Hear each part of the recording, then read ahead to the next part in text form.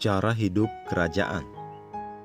Ia telah melepaskan kita dari kuasa kegelapan dan memindahkan kita ke dalam kerajaan anaknya yang kekasih. Kolose 1 ayat 13. Ketika engkau dilahirkan kembali, engkau dilahirkan ke dalam kerajaan anak Allah yang kekasih. Meskipun engkau sekarang hidup dan berjalan di hadapannya, engkau masih harus belajar bagaimana hidup dalam kerajaan terang yang sesungguhnya ini. Dan kitab suci akan membantu engkau memahami hal ini dengan kuasa Roh Kudus. Paulus menuliskan kepada Timotius, "Jadi jika aku terlambat, sudahkah engkau tahu bagaimana orang harus hidup sebagai keluarga Allah?" 1 Timotius 3 ayat 15. Ini berarti ada cara untuk berperilaku sebagai keluarga Allah. Kekristenan bukanlah cara hidup, tetapi bagaimana orang seharusnya hidup.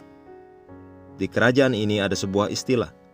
Kita memiliki protokol komunikasi, suatu cara untuk hidup, serta berpikir dengan cara yang berbeda.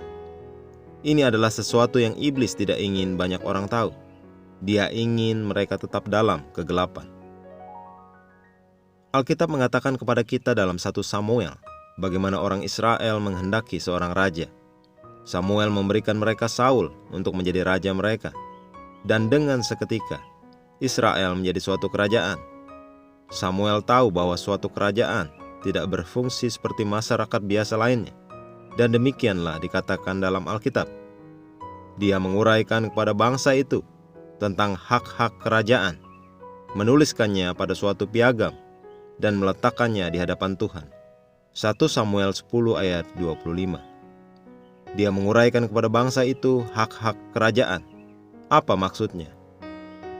Ketika engkau mempelajari beberapa terjemahan, engkau akan menemukan bahwa ia mengajari mereka prinsip, hak-hak, hak istimewa, penilaian, dan cara hidup kerajaan. Dia harus menuliskan bagaimana kerajaan berfungsi dan menyampaikannya kepada orang-orang. Itulah yang Yesus lakukan. Dia datang memberitakan kerajaan Allah, dan sesekali dia menjelaskan bagaimana kerajaan bekerja atau berfungsi.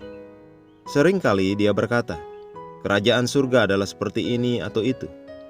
Dia memberitahu kita cara kerjanya. Dia mengajarkan tentang pentingnya kata-kata, tentang berdoa di dalam kerajaan. Sekarang setelah engkau berada di kerajaan Allah, jangan hidup seperti yang mereka lakukan di dunia.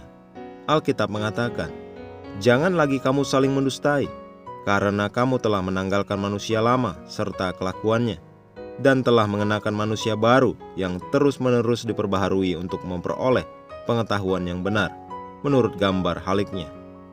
Kolose 3 ayat 9-10. Ada mentalitas yang berbeda di kerajaan, cara hidup yang berbeda yang harus engkau camkan.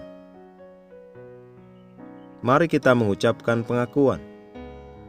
Aku memiliki kehidupan dan sifat Tuhan dalam diriku.